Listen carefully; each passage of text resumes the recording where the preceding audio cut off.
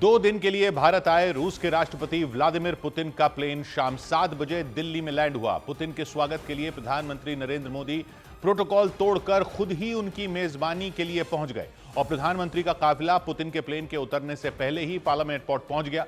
काला सूट पहनकर Putin plane से बाहर निकले और बिना सीढ़ियों की रेलिंग को पकड़े तेजी से चलते हुए नीचे उतरे।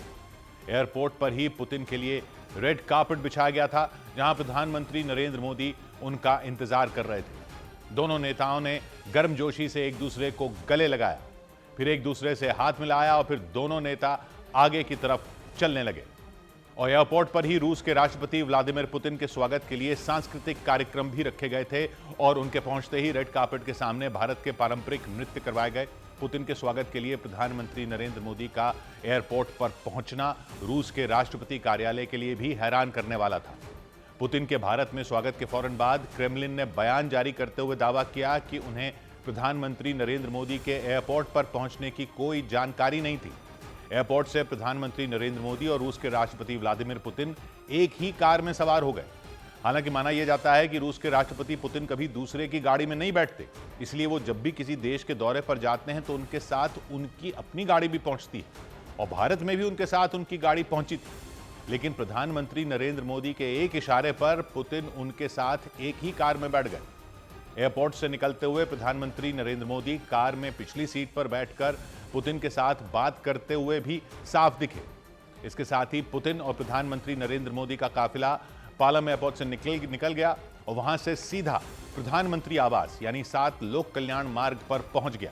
और इसके बाद प्रधानमंत्री कार्यालय में रूस के राष्ट्रपति व्लादिमीर पुतिन का जोरदार स्वागत किया गया और पुतिन के स्वागत के लिए प्रधानमंत्री कार्यालय को खास तरीके से सजाया गया था।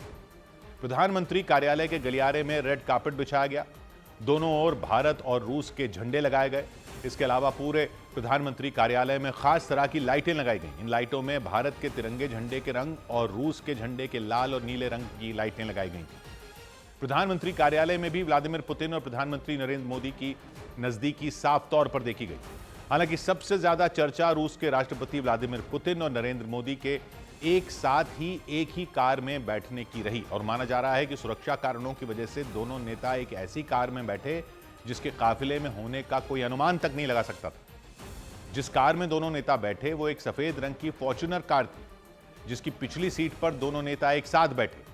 ये गाड़ी न तो प्रधानमंत्री नरेंद्र मोदी की थी, न ही रूस के राष्ट्रपति के साथ आई गाड़ियों में ये कार शामिल थी। हालांकि प्रधानमंत्री नरेंद्र मोदी की रेंज रोवर कार भी उनके इस काफिले में पीछे पीछे चलती दिखाई दी। यही नहीं, रूस के राष्ट्रपति के साथ दिल्ली आई उनकी खास बंकरनुमा कार भी इस काफिले में पीछे चलती दिखाई दी और कार के अंदर बैठे दोनों नेताओं की एक तस्वीर भी सामने आई। माना जा रहा है कि यह तस्वीर दिल्ली के पालम एयरपोर्ट पर ही ली गई थी, जब दोनों नेता एक साथ कार में बैठे और दोनों के चेहरे पर गजब की खुशी साफ दिखी। कार की पिछली सीट पर दोनों नेता बैठे दिखे। हालांकि पुतिन उस वक्त प्रधानमंत्री मोदी से बात करते हुए दिखे। ये पहला मौका नहीं था हालांकि जब प्रधानमंत्री नरेंद्र मोदी और रूस के राष्ट्रपति पुतिन एक साथ एक ही कार में बैठे हों। सितंबर में ही दोनों नेता बीजिंग में एक साथ एक कार में बैठे थे। 3 महीने पहले बीजिंग में शंघाई शिखर सम्मेलन हुआ था। उस वक्त शिखर सम्मेलन में शामिल होने के बाद दोनों नेता एक साथ निकले थे। वहां से दोनों को भारत और रूस के आपसी मुद्दों पर चर्चा के लिए रखी गई बैठक में शामिल होने के लिए जाना था। वहां दोनों नेता पुतिन की गाड़ी में सवार होकर पहुंचे थे और उस दौरे के बाद जब पुतिन दिल्ली आए तो प्रधानमंत्री नरेंद्र मोदी ने प्रोटोकॉल तोड़कर पालम एयरपोर्ट पर उनका गर्मजोशी से स्वागत किया। हालांकि यह पहली बार नहीं है जब प्रधानमंत्री मोदी ने प्रोटोकॉल तोड़कर खुद विदेशी मेहमानों और राष्ट्राध्यक्षों को रिसीव किया हो। प्रधानमंत्री मोदी 6 नेताओं को एयरपोर्ट पर प्रोटोकॉल तोड़कर रिसीव कर चुके हैं। पहला नाम अमेरिकी राष्ट्रपति बराक ओबामा का था। वो 25 जनवरी 2015 को दिल्ली आए थे। इसी तरह अप्रैल 2017 में प्रधानमंत्री मोदी ने बांग्लादेश की प्रधानमंत्री शेख हसीना के लिए प्रोटोकॉल तोड़ा था। उसी साल 13 सितंबर को भी प्रधानमंत्री मोदी जापान के प्रधानमंत्री शिंजो आबे के लिए प्रोटोकॉल तोड़कर एयरपोर्ट पहुंच गए थे। 24 फरवरी 2020 में भी अमेरिकी राष्ट्रपति डोनाल्ड ट्रंप का प्रधानमंत्री ने प्रोटोकॉल तोड़कर गर्मजोशी से स्वागत किया। उनके बाद यूएई के प्रेसिडेंट शेख मोहम्मद बिन जायद अल नाहयान और कतर के अमीर शेख तमीम बिन हमद अल थानी, इनके लिए भी प्रधानमंत्री मोदी प्रोटोकॉल तोड़ चुके हैं। और रूस के राष्ट्रपति पुतिन की यात्रा के दौरान एक साथ 2 एयरक्राफ्ट ने रूस से उड़ान भरी थी ताकि दुश्मनों को चकमा दिया जा सके। दिल्ली आने के लिए इस बार फिर पुतिन ने फ्लीट में बिल्कुल एक जैसे दिखने वाले 2 एयरक्राफ्ट शामिल किए गए और उन दोनों एयरक्राफ्ट का न सिर्फ मॉडल एक है बल्कि उनका रंग रूप भी बिल्कुल एक जैसा। पुतिन इल्यूशन IL-96-300 PU विमान में सफर करते हैं। भारत आने के लिए भी रूस से इसी मॉडल के एक जैसे 2 विमानों ने उड़ान भरी। दावा किया गया कि सफर के दौरान उन दोनों विमानों के सिग्नल अलग अलग समय पर ऑन ऑफ होते रहे, जिससे उन विमानों को ट्रैक करना नामुमकिन हो गया। रूस की सुरक्षा एजेंसियों ने ऐसा इसलिए किया ताकि दुश्मन को आसानी से चकमा दिया जा सके। इन दोनों एयरक्राफ्ट में पुतिन अपने करीबी सहयोगियों के साथ सफर करते हैं, लेकिन यह पता लगाना बेहद मुश्किल होता है कि पुतिन किस विमान में सफर कर रहे हैं। इसका जवाब या तो खुद पुतिन के पास होता है या फिर उनकी सुरक्षा एजेंसियों के पास, क्योंकि पुतिन के लिए एक जैसे 2 एयरक्राफ्ट रूस की सुपर सीक्रेट सिक्योरिटी की एक ट्रिक है जिसे डिकॉय फ्लाइट कहा जाता है। आसान शब्दों में कहें तो पुतिन के 2 विमान में एक असली एयरक्राफ्ट होता है और दूसरा नकली यानी उसमें पुतिन नहीं होते। हालांकि ये ट्रिक कोई नई नहीं है। इससे पहले भी राष्ट्रपति पुतिन की सुरक्षा के लिए रूसी सुरक्षा एजेंसियां डबल शील्ड प्रोटोकॉल का इस्तेमाल करती रही हैं।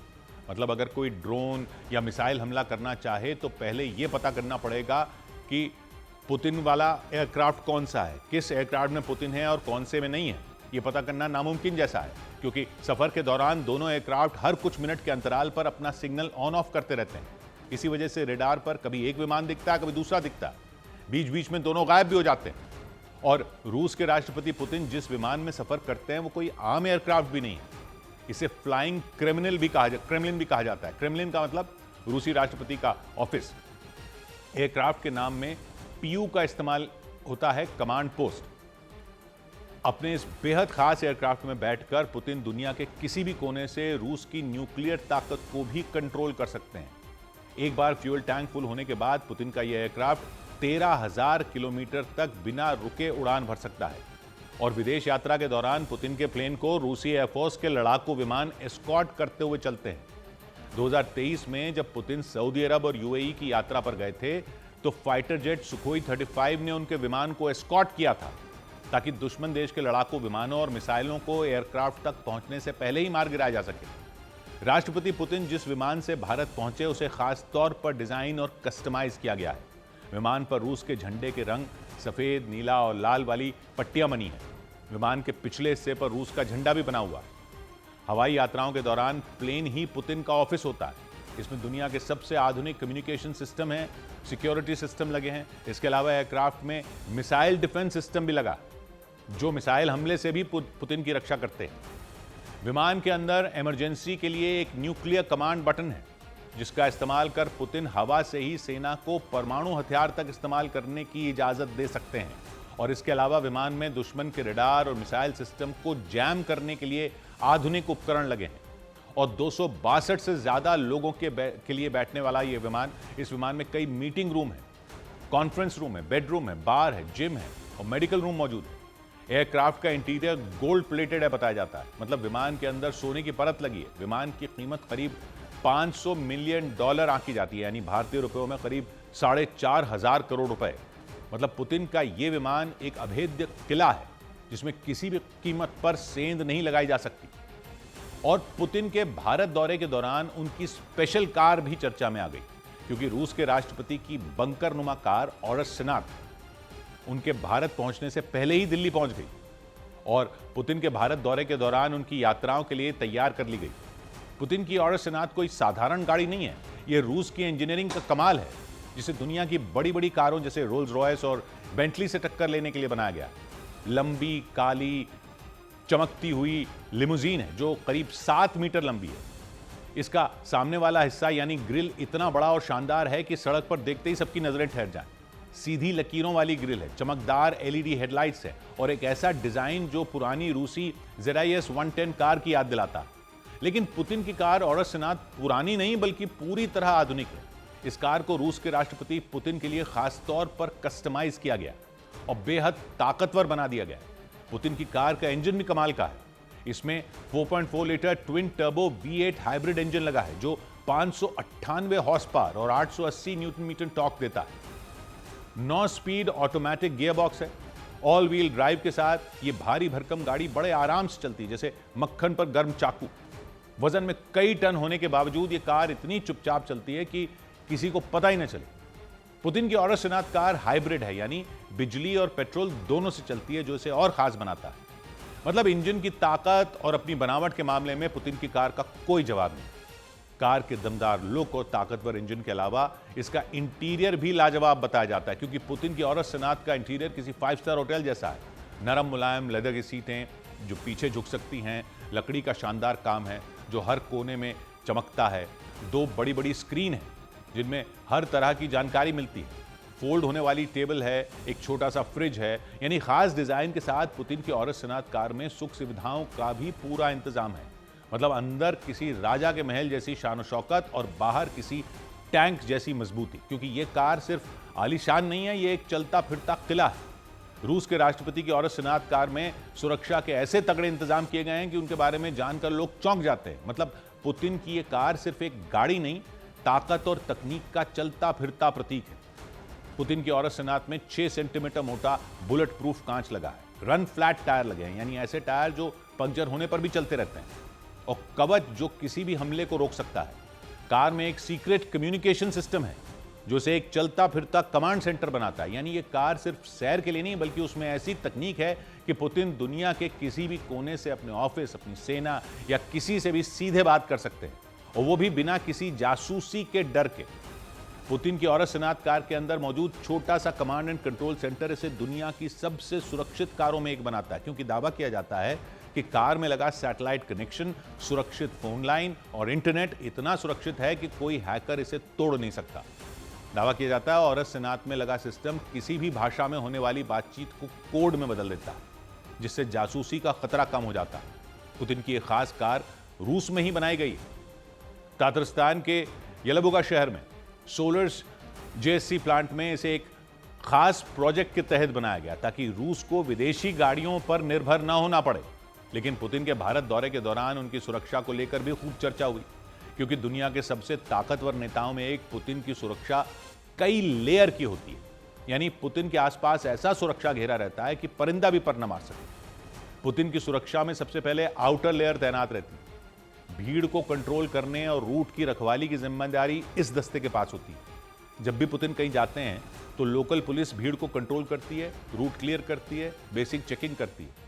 स्नाइपर रूट में मौजूद घरों की छतों पर तैनात कर दिए जाते हैं, और ड्रोन हवा में उड़ते हुए नजर रखते हैं, और जैमर सिग्नल जैम कर ड्रोन हमले या किसी तरह के हवाई हमले को रोकते हैं। और इस सब के अलावा एआई कैमरे चेहरे पहचानते हैं, ताकि कोई संदिग्ध सुरक्षा घेरे के आसपास भी न फटक सके। पुतिन की सुरक्षा में आउटर लेयर के बाद दूसरी लेयर होती है मिडिल शील्ड, जो खतरनाक और फुर्तीले जांबाज कमांडों का दस्ता होता है। भारत दौरे पर पुतिन के मिडिल शील्ड दस्ते की जिम्मेदारी एनएसजी संभालेगी। ये काउंटर टेररिस्ट यूनिट है जो तुरंत हमले का जवाब देने में सक्षम होती है। रूस में ये जिम्मेदारी एफएसबी यानी फेडरल सिक्योरिटी सर्विस के स्पेशल कमांडो के हाथों में होती है। पुतिन के काफिले में 10 से 15 गाड़ियां होती हैं। इसके अलावा बीएमडब्ल्यू की दमदार बाइक और आर्मर्ड एसयूवी भी काफिले का हिस्सा होती है, जो पुतिन के आसपास ऐसा सुरक्षा घेरा बनाती हैं कि कोई आंख उठाकर भी नहीं देख सकता। राष्ट्रपति पुतिन की सुरक्षा घेरे में तीसरी लेयर होती है इनर सर्कल, और इस इनर सर्कल में रूस की खुफिया एजेंसियों के एजेंट और पुतिन के पर्सनल बॉडीगार्ड शामिल होते हैं, जो एक अभेद्य सुरक्षा दीवार बना देते हैं। ये वो यूनिट होती है जिसकी ट्रेनिंग आर्म्ड फोर्सेस से बिल्कुल अलग होती है। बुलेट प्रूफ सूट में छिपे माइक्रो गन के साथ इनके अंदर चीते जैसी फुर्ती होती है। बताया जाता है सेकंड के 10वें हिस्से में यह यूनिट एक मानव शील्ड बनने की क्षमता रखती है। खबरों के मुताबिक इस यूनिट में पुतिन के पुराने केजीबी वाले दोस्त हैं, जो कई भाषाएं जानते हैं और राजनीति को भी समझते हैं, ताकि कोई भी अनजान व्यक्ति पुतिन के नजदीक भी न फटक सके। पुतिन की सुरक्षा की चौथी लेयर बायोकेमिकल बैरियर की होती है, यानी सुरक्षा का वो घेरा जो रूस के राष्ट्रपति के बेहद करीब रहता है। इस टीम में health expert, chemical expert, special chef और डॉक्टर शामिल रहते हैं। भारत दौरे पर पहुंचे पुतिन से पहले ही ये टीम दिल्ली पहुंच चुकी थी। ये टीम खाने के लिए परोसी जाने वाली हर एक चीज की लैब में टेस्टिंग करती है, उसके बाद ही पुतिन उसे खाते हैं। ये टेस्टिंग लैब पुतिन के हर दौरे पर साथ जाता है। ये टीम होटल का पानी, बर्तन, बेडशीट सब बदल देती है। यहां तक कि ये टीम पोर्टेबल टॉयलेट लेकर चलती है और पुतिन का बायोलॉजिकल वेस्ट अपने साथ लेकर चली जाती है, ताकि कोई विदेशी खुफिया एजेंसी उनके बायोलॉजिकल वेस्ट यानी मलमूत्र के नमूने न हासिल कर सके। इधर भारत दौरे पर आए रूस के राष्ट्रपति पुतिन के मोबाइल फोन इस्तेमाल न करने की चर्चा भी तेज हो गई, क्योंकि वो अपने पास कोई स्मार्टफोन नहीं रखते हैं और फोन पर बातचीत के लिए लैंडलाइन का इस्तेमाल करते हैं और इसके लिए सुरक्षा बड़ी वजह बताई गई। कुछ समय पहले रूस के एक न्यूज चैनल को दिए इंटरव्यू में क्रेमलिन के प्रवक्ता ने इसकी पुष्टि की थी। उन्होंने दावा किया था कि मोबाइल फोन किसी की सुरक्षा को खतरे में डाल सकता है और ये किसी भी बड़े नेता के लिए सुरक्षित नहीं। रूस के राष्ट्रपति पुतिन ने रूस की न्यूज एजेंसी टास से बातचीत के दौरान ये बताया था कि क्रेमलिन में मोबाइल फोन के इस्तेमाल पर प्रतिबंध है और ये वजह है कि वो अपने पास फोन नहीं रखते और सिर्फ लैंडलाइन का इस्तेमाल करते हैं। और 2 दिन के भारत दौरे पर पहुंचे 73 साल के पुतिन पूरी तरह फिट और तंदुरुस्त दिखाई दिए। चेहरे पर ताजगी और चाल में चुस्ती दिखाई दी, न कोई थकान न कोई तनाव। जिसके बाद रूस के राष्ट्रपति पुतिन का कुछ महीने पुराना एक बयान फिर सुर्खियों में आ गया, जिसमें पुतिन ने मेडिकल साइंस की तरक्की का जिक्र किया था। ये बातचीत पुतिन और चीन के राष्ट्रपति शी जिनपिंग के बीच हुई थी। इस दौरान पुतिन ये कहते सुने गए थे कि बायोटेक्नोलॉजी लगातार विकसित हो रही है, जिसके बाद लंबे वक्त तक न सिर्फ जीना बल्कि जवान रह पाना भी मुमकिन है। पुतिन 3 सितंबर को चीन की विक्ट्री डे परेड में शामिल होने के लिए बीजिंग गए थे। उसी वक्त स्टेज पर जाते हुए उनके और शी जिनपिंग के बीच हुई अनौपचारिक बातचीत कैमरों की पकड़ में आ गई थी और उस बातचीत में ये तक कहा गया कि लगातार हो रही खोज इंसान को 150 साल तक स्वस्थ शरीर के साथ जीवित रख सकती है। हालांकि इसका यह मतलब बिल्कुल नहीं कि तंदुरुस्त रहने के लिए रूस के राष्ट्रपति पुतिन किसी दवा या बायोटेक्नोलॉजी का अभी इस्तेमाल कर रहे हैं, बल्कि पुतिन बचपन से ही मार्शल आर्ट्स और स्विमिंग के शौकीन हैं। रूस के राष्ट्रपति के पद पर होने के बावजूद वो रोजाना 2 घंटे अपनी सेहत के लिए निकालते हैं, ऐसा बताया जाता है। रूस के मीडिया में छपे कई लेख दावा कर चुके हैं कि वो रोज सुबह स्विमिंग जरूर करते हैं। इसके अलावा फिट रहने के लिए वो कसरत करना भी कभी नहीं चूकते। दावा यह किया जाता है कि दिन का यह रूटीन न सिर्फ उन्हें फिट रखता है बल्कि एकाग्रता बढ़ाने में भी उनकी मदद करता है। और इस सब के बीच भारत दौरे पर पहुंचे रूस के राष्ट्रपति पुतिन के लिए एक स्पेशल पान का भी इंतजाम किया गया। यह पान उन्हें खाना खिलाने के बाद दिया जाएगा, ऐसा बताया जा रहा और इसे दिल्ली के एक मशहूर पान भंडार से मंगवाया गया।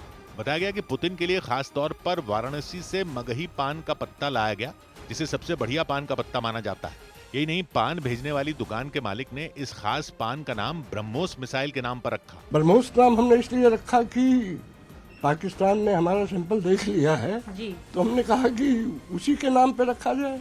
जानकारी के मुताबिक प्रधानमंत्री नरेंद्र मोदी भी इसी मगही पान को पसंद करते हैं। दुकान के मालिक ने दोनों नेताओं के लिए खुद ये पान तैयार किया।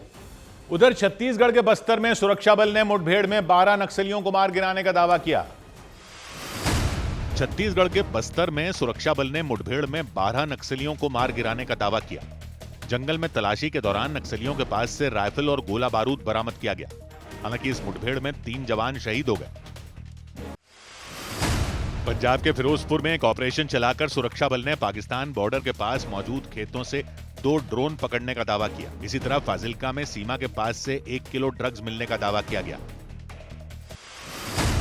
पंजाब के तरन तारण में ड्रग्स तस्करी के एक आरोपी को मुठभेड़ के बाद गिरफ्तार करने का दावा किया गया। पुलिस के मुताबिक रमन कुमार नाम का आरोपी गाड़ी में जा रहा था और चेकिंग के दौरान रोके जाने पर उसने फायरिंग कर दी। पुलिस ने बताया कि जवाबी कार्रवाई में रमन घायल हो गया। इधर उत्तर प्रदेश की राजधानी लखनऊ में रोहिंग्या शरणार्थियों की जांच के लिए नगर निगम की टीमों के साथ साथ मेयर भी अलग अलग बस्तियों में पहुंच गई। उन्होंने झुग्गियों में रह रहे लोगों से पूछताछ की और इस दौरान एक बस्ती की बिजली काटने का आदेश दे दिया, क्योंकि आरोप लगा कि उस बस्ती में रह रहे लोगों ने वहां सालों से अवैध कब्जा जमा रखा है। लखनऊ की मेयर सुषमा खड़गवाल ने गुड़म्बा थाना क्षेत्र की एक बस्ती का दौरा किया और वहां झुग्गियों में रहने वाले लोगों से सवाल जवाब किए। कहाँ क्यों? असम की। जरा आधार कार्ड दो अपना। आधार कार्ड अपने लेके आते। इनका आपका आधार कहाँ है? वहाँ रह रहे एक व्यक्ति ने खुद को असम का निवासी बताया, लेकिन जब मेयर ने उनके प्रधान और विधायक के नाम पूछे तो वो बता नहीं पाए। आपका प्रधान कौन है? हमारा उधर का प्रधान। हाँ, प्रधान।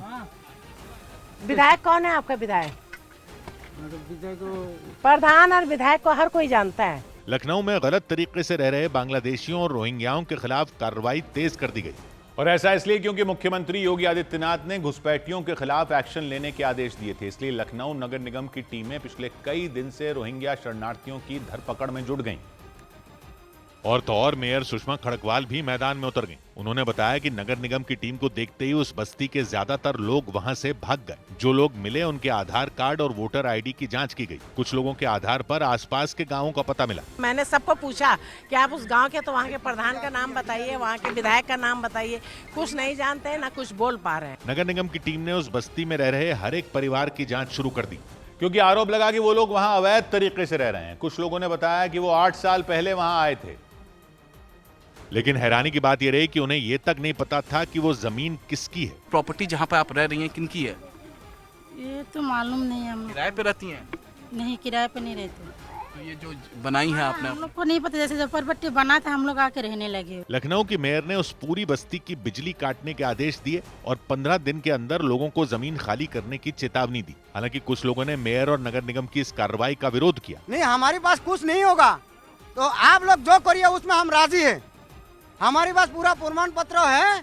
मेयर सुषमा खड़गवाल ने साफ किया कि वहां अवैध तरीके से रह रहे लोगों के खिलाफ सख्त एक्शन लिया जाएगा। उधर मध्य प्रदेश के छतरपुर में खाद के लिए लाइन में लगी एक छात्रा को थप्पड़ मारने वाली तहसीलदार को जिलाधिकारी ने नोटिस जारी कर जवाब मांगा। घटना 2 दिन पहले हुई थी। वहां के मंडी परिसर में तहसीलदार ऋतु सिंघई किसानों को यूरिया खाद का टोकन बांट रही थी और उसी दौरान जब कुछ महिलाएं खाद के लिए उनसे टोकन मांगने पहुंची तो तहसीलदार उन पर भड़क गईं। देखते ही देखते उन्होंने लाइन में खड़ी गुड़िया नाम की छात्रा और एक महिला को झपटकर 2-3 थप्पड़ जड़ दिए।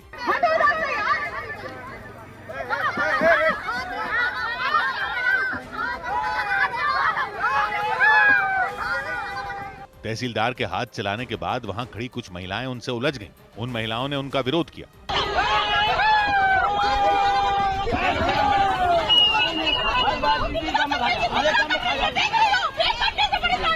तहसीलदार के थप्पड़ मारने की वजह से वहां हंगामा खड़ा हो गया और इसकी वजह से बीच सड़क पर काफी देर तक अफरा तफरी मची रही। हालांकि किसी तरह लोगों ने बीच बचाव कर तहसीलदार को शांत कराया।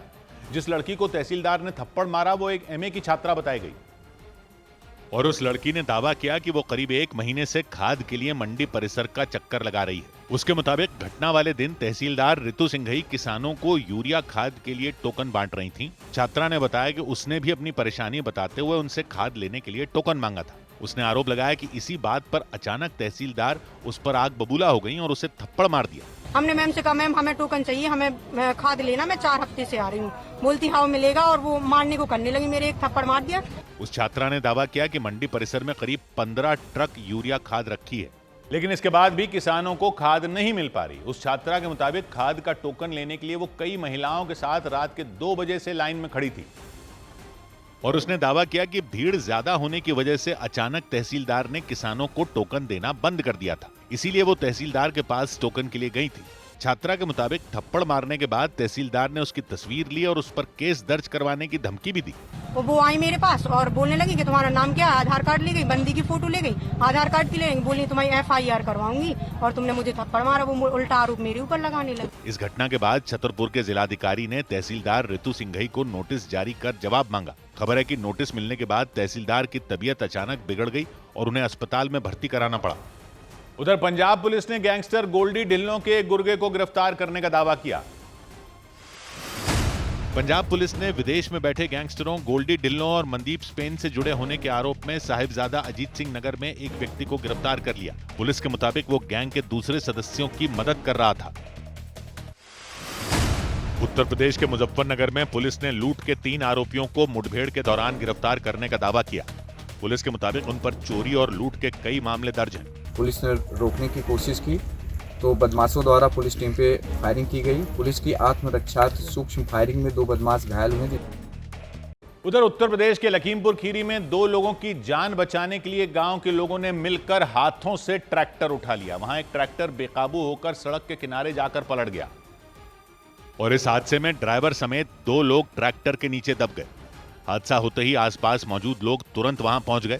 उन्होंने पहले तो ट्रैक्टर के नीचे दबे लोगों को देखा और जैसे ही उनमें हरकत नजर आई सभी ने मिलकर हाथों से ही ट्रैक्टर को उठाना शुरू कर दिया और सभी लोग मिलकर किसी भी तरह उस ट्रैक्टर को उठाने की कोशिश में जुट गए। लेकिन काफी देर तक दम लगाने के बाद भी वो लोग उस भारी भरकम ट्रैक्टर को हटाने में कामयाब नहीं हो पाए। क्योंकि सैकड़ों किलो वजन वाले उस ट्रैक्टर को उठाना उन लोगों के लिए आसान नहीं था। काफी देर तक कोशिश करने के बावजूद वो लोग उस ट्रैक्टर को हिला तक नहीं सके। लेकिन इसके बाद भी वहां लोगों ने हार नहीं मानी और सभी लोग मिलकर ट्रैक्टर के नीचे फंसे लोगों को बचाने की कोशिश करते रहे।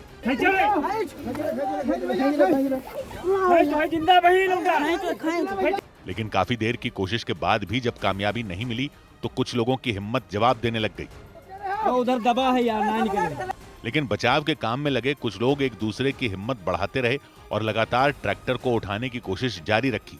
और उन लोगों की मेहनत रंग भी लाई, क्योंकि सभी ने मिलकर ट्रैक्टर के नीचे फंसे एक लड़के को काफी हद तक बाहर खींच लिया। लेकिन पैर फंसे रह जाने से वो पूरी तरह बाहर नहीं निकल पाया, जिसके बाद ट्रैक्टर को हटाने में जुटे लोगों ने आवाज लगाकर आसपास काम कर रहे दूसरे लोगों को मदद के लिए बुलाया। और फिर सभी लोगों ने एक साथ मिलकर ट्रैक्टर को हटाने की कोशिश में जोर लगा दिया। काफी देर तक दम लगाने के बाद उन लोगों ने ट्रैक्टर के नीचे दबे लड़के को सुरक्षित बाहर निकाल लिया। उधर मध्य प्रदेश के सिवनी में एक सरकारी स्कूल में अल्लाहू अकबर के नारे लगवाए जाने के आरोप पर बवाल मच गया। इसकी शिकायत मिलने पर शिक्षा विभाग ने जांच कमेटी बनाई और स्कूल की प्रिंसिपल के खिलाफ एक्शन ले लिया। और उस सरकारी स्कूल के छात्रों ने वहां की प्रिंसिपल के खिलाफ जमकर नारेबाजी की। प्रिंसिपल को सस्पेंड करो,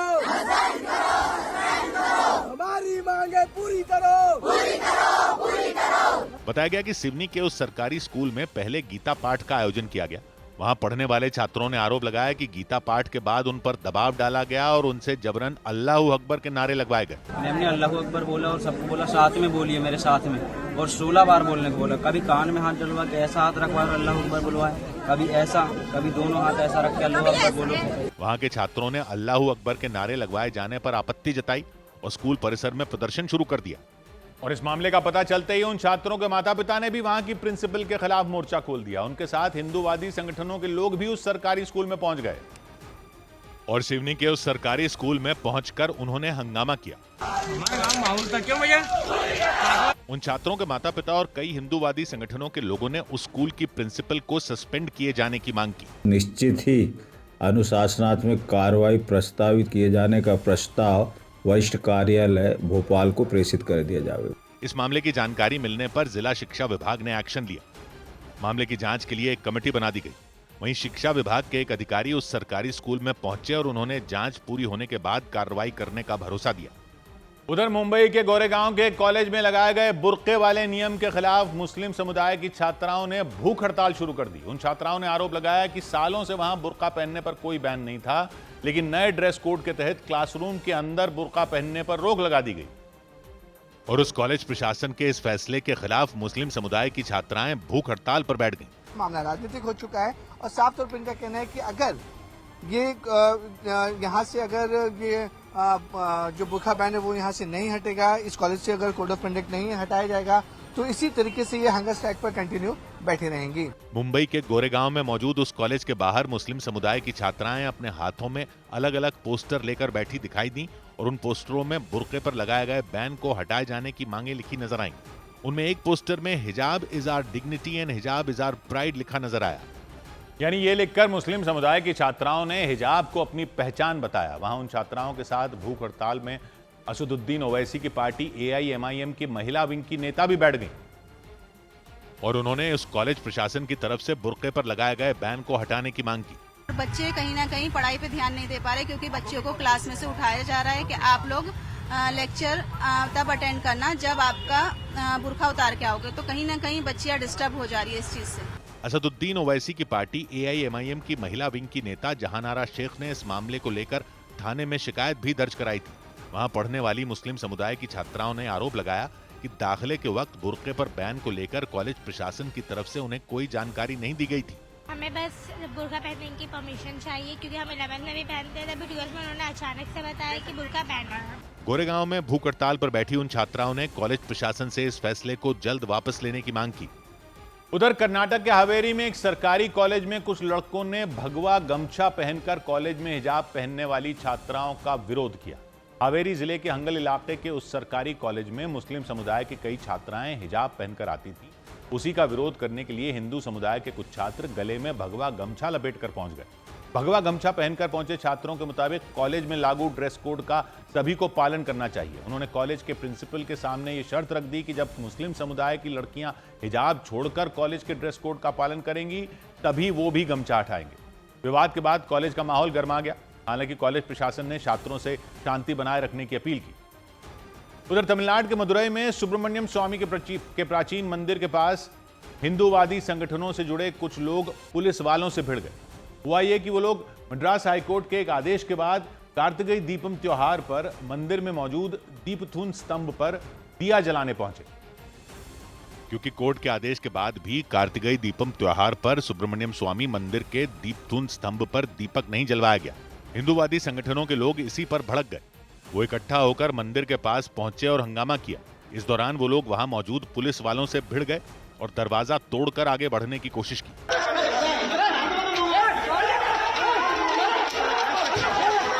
हालांकि पुलिस वालों ने मंदिर के दीपथून स्तंभ की तरफ जाने वाले रास्ते पर पहले ही बैरिकेडिंग कर दी थी और भीड़ को रोकने के लिए भारी संख्या में पुलिस वालों की तैनाती कर दी गई थी। कोर्ट के आदेश का पालन नहीं होने से भड़के हिंदूवादी संगठनों के लोगों ने दिया जलाए जाने से रोकने पर नाराजगी जाहिर की और पुलिस की बैरिकेडिंग को तोड़ते हुए आगे बढ़ गए।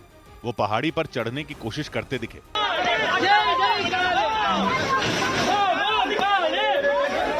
प्रदर्शनकारी किसी भी कीमत पर सुब्रमण्यम स्वामी मंदिर के दीपथून स्तंभ पर दीपक जलाने पर अड़ गए। नाराज लोगों ने रोके जाने पर नारेबाजी की।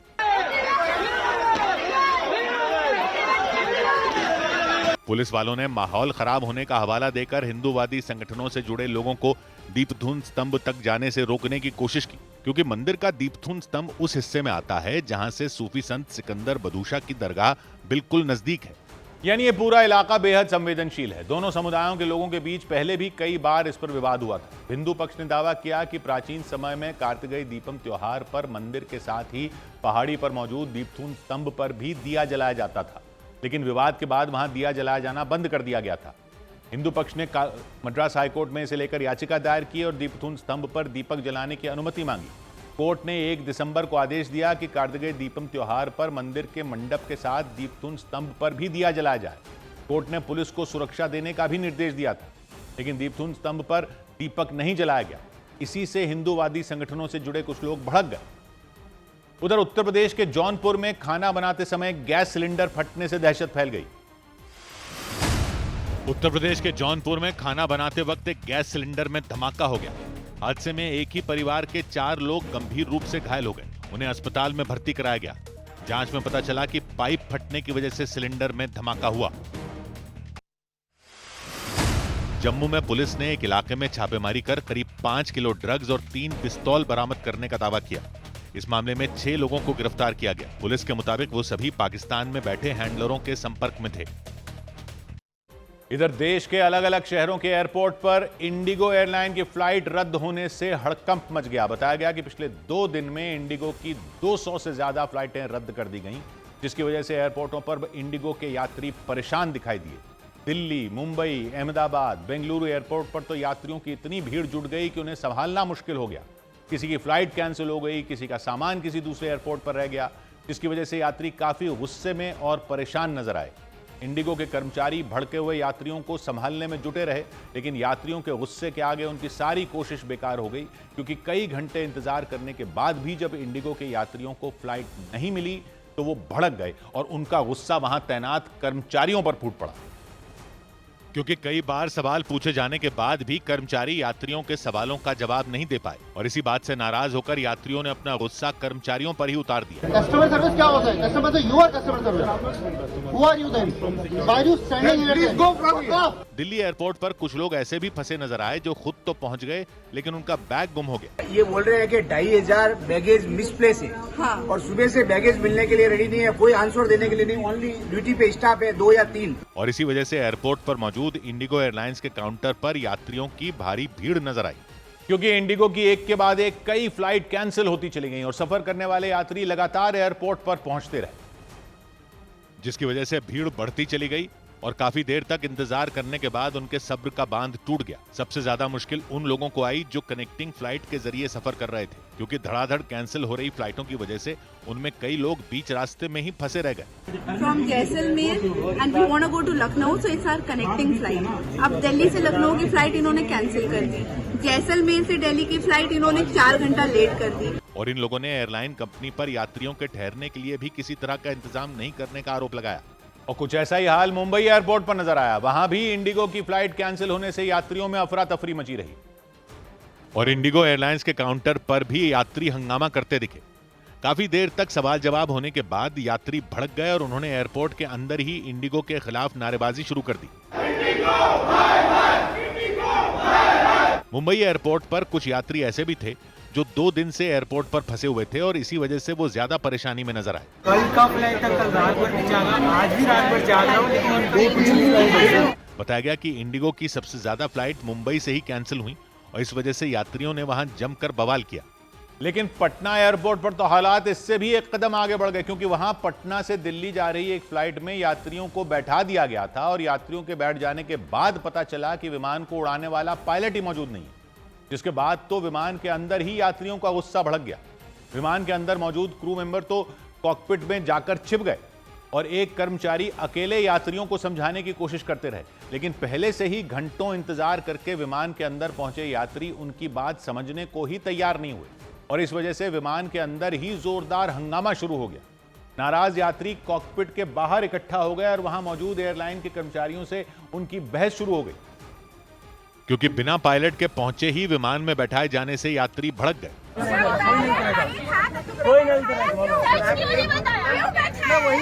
इस बीच एयरलाइन के कर्मचारी यात्रियों से नीचे उतरने की अपील करते रहे, लेकिन नाराज यात्रियों ने उनकी कोई भी बात मानने से इनकार कर दिया। कोई नहीं उतरेगा भाई, कोई नहीं उतरेगा। और इस वजह से विमान के अंदर काफी देर तक अफरा तफरी का माहौल बना रहा।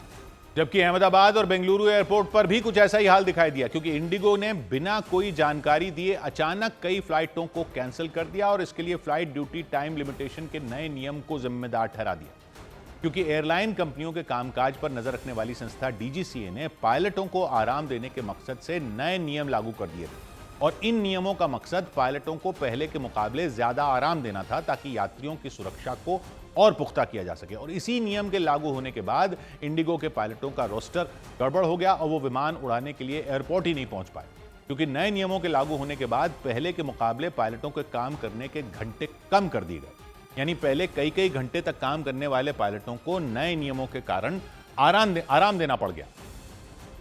और भारत की सबसे बड़ी घरेलू एयरलाइन होने की वजह से इंडिगो एयरलाइन के पास पायलटों की कमी पड़ गई, क्योंकि नए नियमों में एक पायलट के लिए एक दिन में सिर्फ 8 घंटे ही विमान उड़ाने की सीमा तय कर दी गई, जबकि एक हफ्ते में ज्यादा से ज्यादा 35 घंटे और एक महीने में 125 घंटे का समय तय कर दिया गया।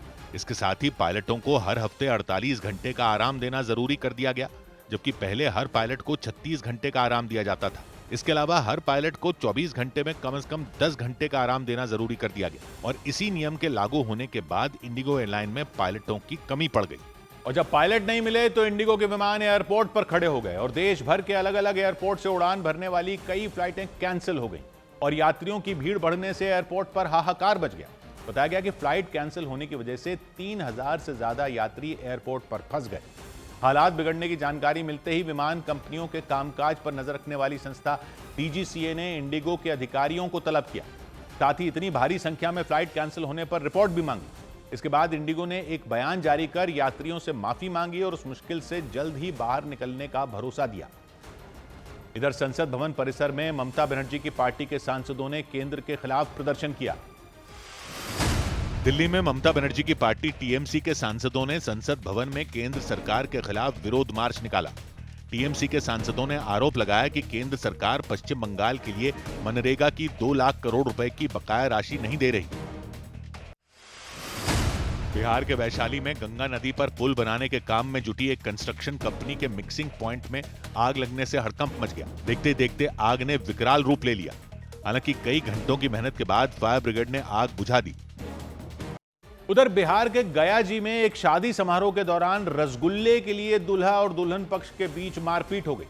वहां खाना परोसा जा रहा था, लेकिन बताया गया कि इस दौरान रसगुल्ले कम पड़ गए। इसी बात को लेकर कहासुनी शुरू हो गई और कुछ ही देर में यह कहासुनी झड़प में तब्दील हो गई। शादी समारोह में मौजूद लोगों ने कुर्सियां उठा ली, एक दूसरे के ऊपर फेंकनी शुरू कर दी। इसके बाद तो उनमें कुछ लोग वहां से भागते दिखाई दिए, जबकि बाकी लोग मारपीट करते रहे।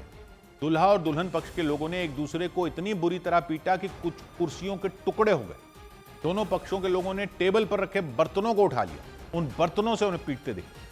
गया जी में शादी समारोह के दौरान हुई इस घटना के बाद शादी रद्द कर दी गई, क्योंकि दुल्हन के परिवार वालों ने दूल्हे के परिवार पर दहेज मांगने का आरोप लगाकर थाने में केस दर्ज करा दिया। उन्होंने दूल्हे के परिवार को 10 लाख रुपए दहेज देने का दावा किया और उन्होंने आरोप लगाया कि दूल्हे के परिवार ने शादी समारोह के दिन उनसे और 2 लाख रुपयों की मांग की। लड़का और लड़का के पिताजी क्या है कि 2 लाख रुपया हमको दीजिए तब शादी होगा, नहीं तो नहीं होगा। हम लोग बहुत समझाव बुझाव किए, भाई अब हम कहाँ से दें, गरीब आदमी।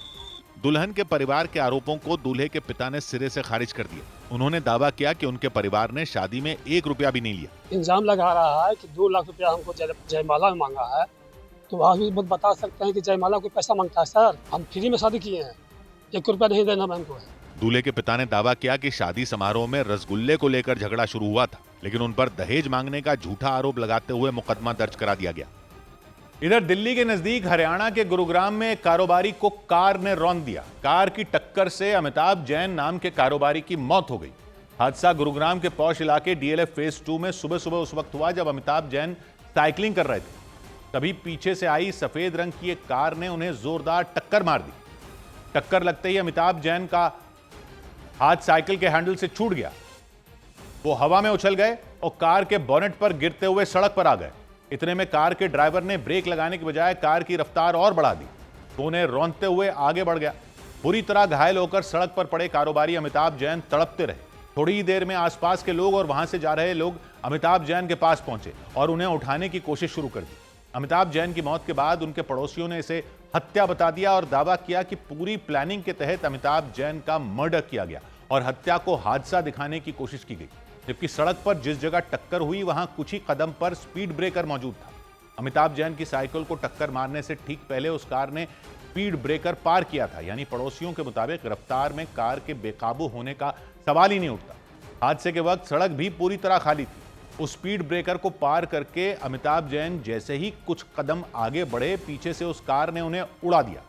पुलिस ने उस कार के नंबर के आधार पर आरोपी ड्राइवर के खिलाफ केस दर्ज कर लिया। उधर उत्तर प्रदेश के सुल्तानपुर में नशे की हालत में बदसलूकी करने के आरोप में 2 पुलिस वालों को सस्पेंड कर दिया गया। मामला सुल्तानपुर के घंटाघर पुलिस थाने का रहा।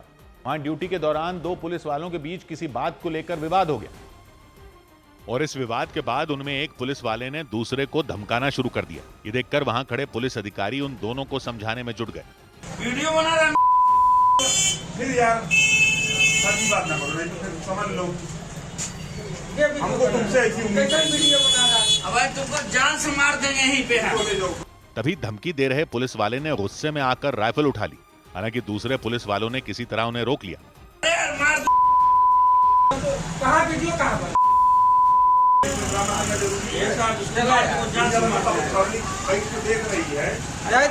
दावा किया गया कि आपस में झगड़ा कर रहे दोनों पुलिस वाले शराब के नशे में थे और उनमें एक ने घटना का वीडियो बनाना शुरू कर दिया। इस पर दूसरे पुलिस वाले का पारा 7वें आसमान पर पहुंच गया और वो ड्यूटी के दौरान ही दूसरे पुलिस वाले पर बुरी तरह भड़क गए। इस दौरान वो लगातार अपशब्दों का भी इस्तेमाल करते रहे। विवाद बढ़ता देख पुलिस अधिकारी ने उन्हें वहां से हटाने का निर्देश दिया।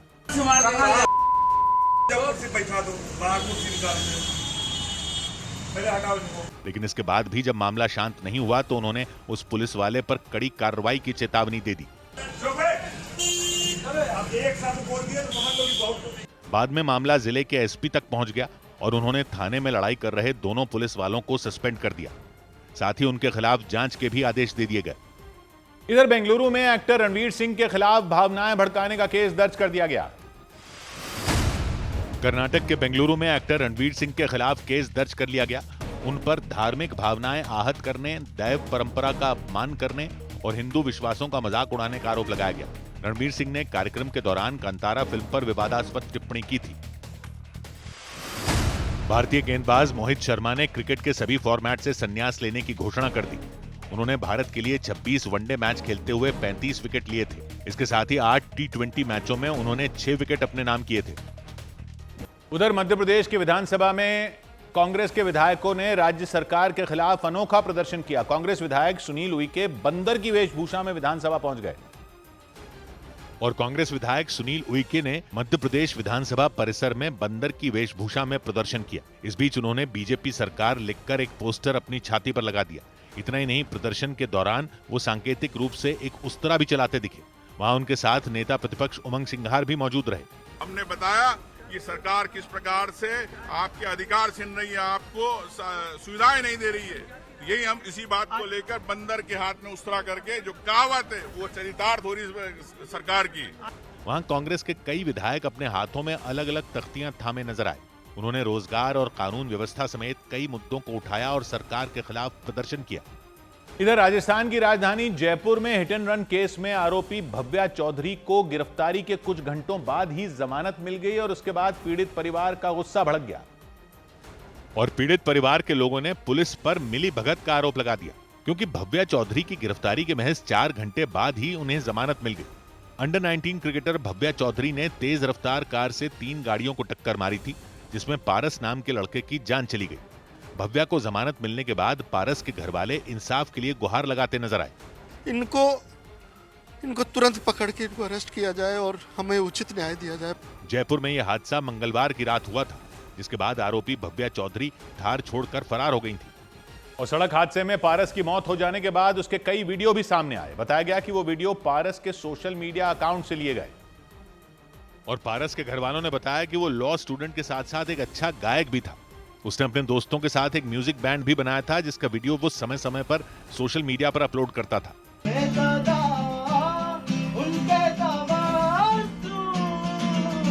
कुछ दिन बाद होने वाली पारस की शादी की भी तैयारी की जा रही थी, लेकिन इस हादसे के बाद पारस के घर में मातम पसर गया। बात पक्की करी थी। मैंने उसके शादी के लिए 10 आदमी बैठे थे मेरे गांव से आए हुए, उनको मैंने जबान दे दी थी। पारस के घर वालों के मुताबिक वो कहकर गया था कि वो रात को नहीं सुबह लौटेगा, लेकिन तेज रफ्तार थार गाड़ी से हुए हादसे में पारस की जान चली गई। उधर बाबरी मस्जिद को लेकर बयान देने पर टीएमसी से निकाले गए विधायक हुमायूं कबीर ने नई पार्टी बनाने का ऐलान कर दिया। उन्होंने पश्चिम बंगाल के मुर्शिदाबाद के बेलडांगा में बाबरी मस्जिद बनाने का ऐलान किया था। माना जा रहा है कि इसके बाद ही टीएमसी ने उन पर सख्त कार्रवाई की। लेकिन पार्टी से सस्पेंड किए जाने के बाद टीएमसी विधायक हुमायूं कबीर ने ऐलान किया कि वो नई पार्टी बनाकर विधानसभा चुनाव लड़ेंगे। আমিও দেব 22 তারিখে আমার নতুন পার্টি লঞ্চ করব, তারপরে বিজেপির বিরুদ্ধেও ভোটে লড়ব, তৃণমূলের বিরুদ্ধেও লড়ব। उन्होंने ये भी घोषणा की कि उनकी नई पार्टी अगले साल होने वाले विधानसभा चुनाव में 135 सीटों पर चुनाव लड़ेगी।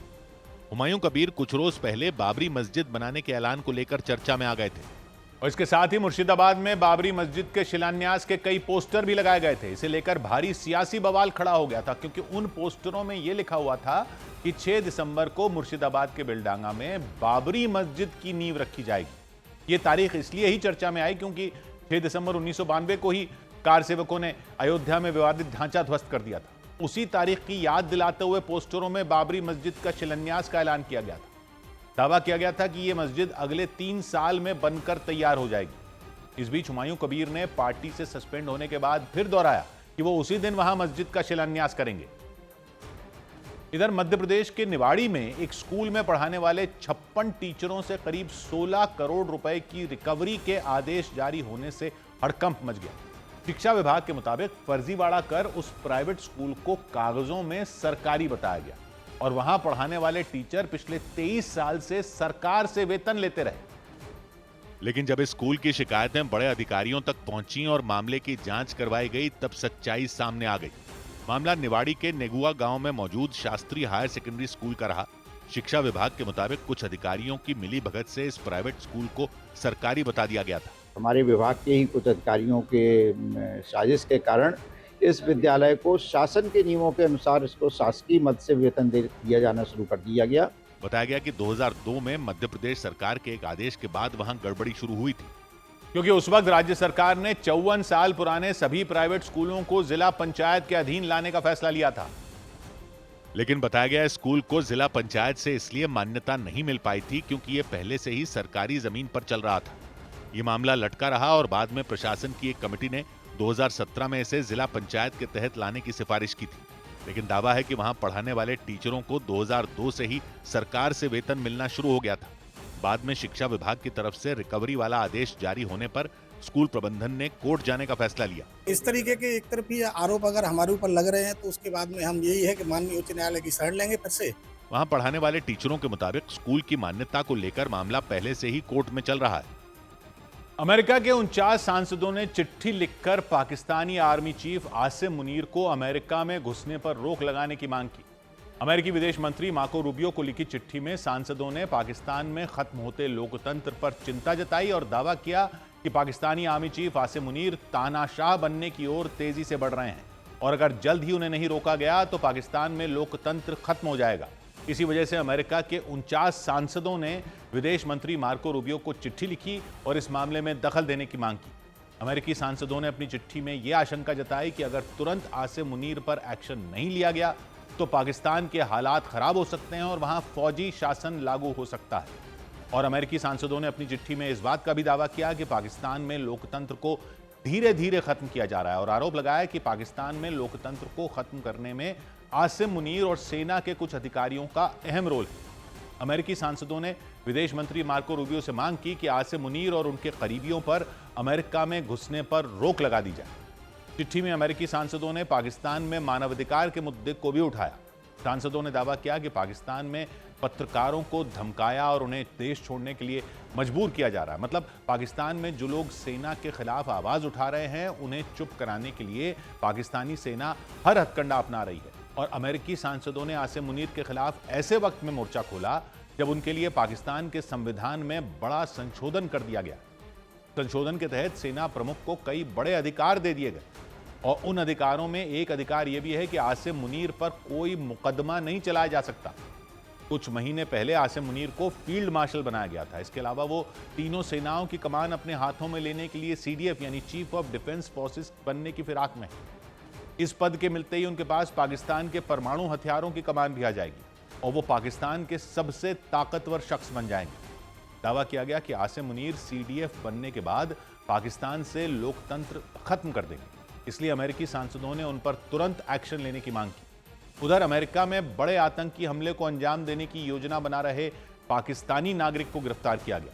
उसके पास से भारी मात्रा में हथियार, बुलेट प्रूफ जैकेट बरामद हुए और बताया गया कि पकड़ा गया पाकिस्तानी नागरिक अमेरिका में मास शूटिंग की साजिश रच रहा था। उसके पास से एक हैंड रिटन मैनिफेस्टो भी मिला जिस पर सबको मारो और शहादत हासिल करो की बात लिखी मिली। गिरफ्तारी के बाद उसने बताया कि शहादत सबसे महान कामों में एक है। पकड़ा गया आरोपी अमेरिका की डेलावेयर यूनिवर्सिटी का छात्र रह चुका है। अमेरिकी मीडिया की रिपोर्ट के मुताबिक पकड़ा गया पाकिस्तानी लंबे वक्त से अमेरिका में रह रहा था और फिलहाल FBI की टीम उस पाकिस्तानी नागरिक से जुड़े हर तार को खंगालने में जुटी है और उसकी पहचान लुकमान खान के रूप में हुई, जिसे अमेरिकी पुलिस ने 24 नवंबर को गिरफ्तार किया था। 24 नवंबर की रात लुकमान की गिरफ्तारी उस वक्त हुई जब वो एक पार्क में अपनी गाड़ी में बैठा हुआ था। गिरफ्तारी के बाद जब उसकी गाड़ी की तलाशी ली गई तो अधिकारियों के होश उड़ गए। लुकमान की गाड़ी से .357 कैलिबर ग्लॉक हैंडगन मिली जिसमें 27 राउंड मैगजीन लगी हुई थी। गन में माइक्रोप्लास्टिक कन्वर्जन ब्रेस किट लगा हुआ था।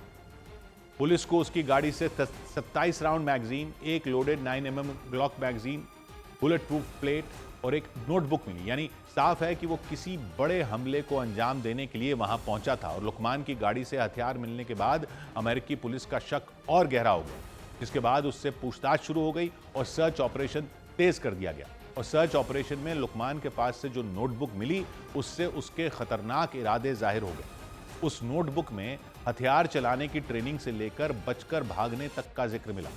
उसके पास से मिली नोटबुक में अर्बन वॉरफेयर का जिक्र था। नोटबुक में हथियारों की लिस्ट थी और हथियारों के इस्तेमाल करने का तरीका भी लिखा था। इसके साथ ही हमले के बाद पुलिस से बचने के तरीके भी बताए गए थे, जिससे अमेरिकी पुलिस को यह शक हो गया कि लुकमान किसी बड़े हमले को अंजाम देने और हमले के बाद बचकर भाग निकलने की ट्रेनिंग ले चुका था।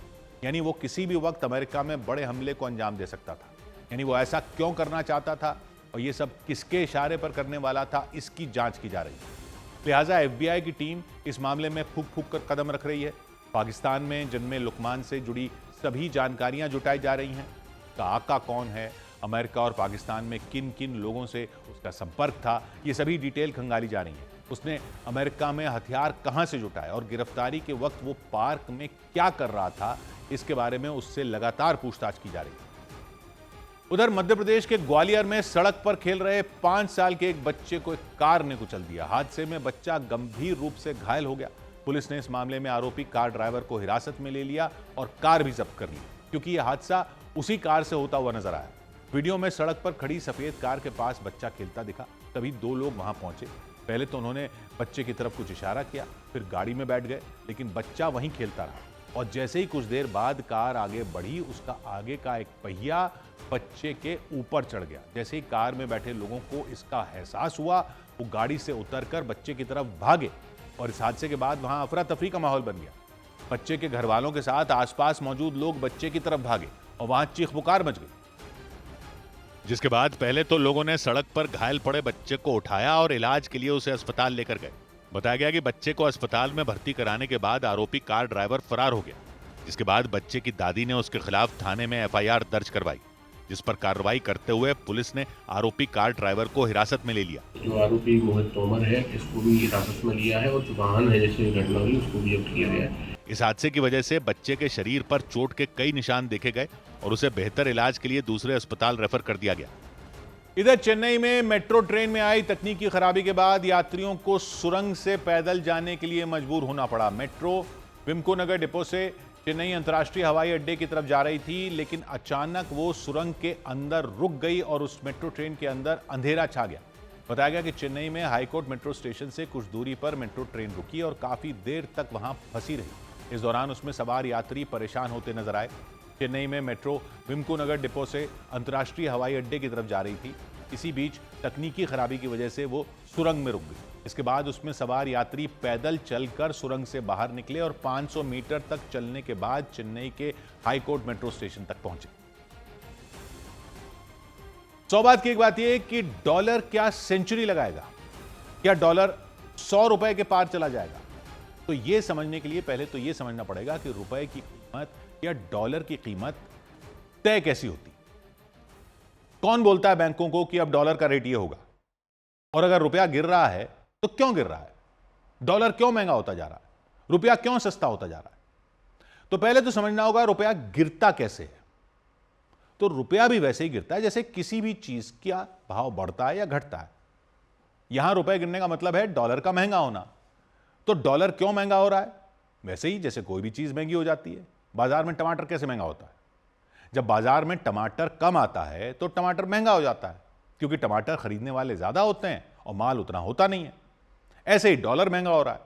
तो इसका मतलब यह है कि या तो बाजार में डॉलर कम आ रहे हैं, मतलब भारत के बाजार में डॉलर उतने नहीं आ रहे जितने पहले आ रहे थे, या ऐसा भी हो सकता है कि डॉलर खरीदने वालों को पहले से ज्यादा डॉलर चाहिए तो डॉलर कम पड़ रहे हो तो वो उसकी ज्यादा कीमत दे रहे हैं।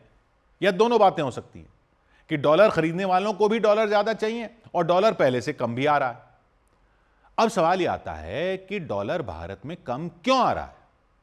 तो उसके लिए समझना होगा कि डॉलर आता कैसे है। एक तो तरीका होता है कि विदेशी निवेशक भारत में निवेश करें, भारत में फैक्ट्रियां लगाएं तो उसके लिए पैसा दें, या भारत के शेयर बाजार में शेयर खरीदें तो उसके लिए पैसा दें। तो विदेशी भारत में जब पैसा देते हैं, पेमेंट करते हैं, तो भारत में डॉलर आते हैं। दूसरा तरीका होता है विदेशों में रहने वाले भारतीय जब घर पर पैसा भेजते हैं, वो पैसा भेजते हैं तो वो डॉलर आते हैं, तब भी भारत में डॉलर आते हैं। और एक तरीका होता है जब विदेशी लोग भारत घूमने आते हैं, यहां पर पैसा खर्च करते हैं, तो वो डॉलर लेकर आते हैं, तब भी भारत में डॉलर आते हैं।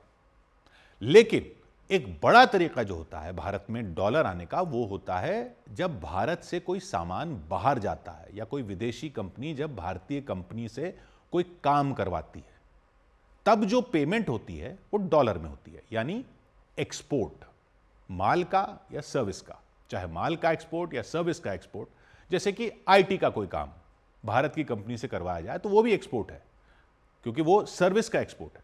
उसकी पेमेंट जो आती है देश में आती है, डॉलर में आती है। यानी एक्सपोर्ट की जो पेमेंट आती है उससे डॉलर देश में आते हैं, चाहे माल भेजो चाहे सर्विस भेजो।